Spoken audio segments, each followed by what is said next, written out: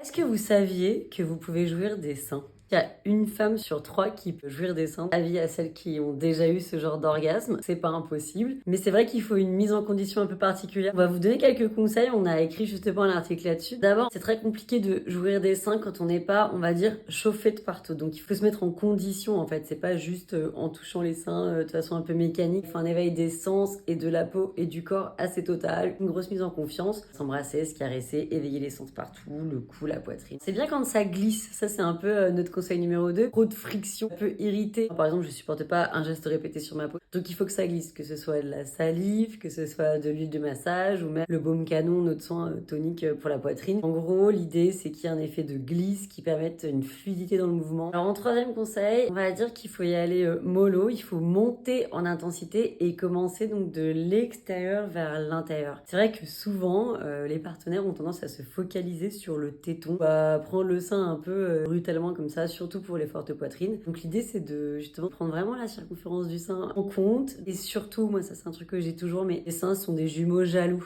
Donc ne pas oublier le deuxième sein si vous vous occupez d'un sein. Si vous prenez le sein droit, n'oubliez pas le sein gauche et inversement. Une femme elle sent quand on touche sur une partie de sa poitrine, il y a l'autre qui demande. On peut pas se focaliser que sur un sein. Je vous laisse aller sur le blog pour découvrir les autres conseils. J'espère que ça vous a plu et à bientôt.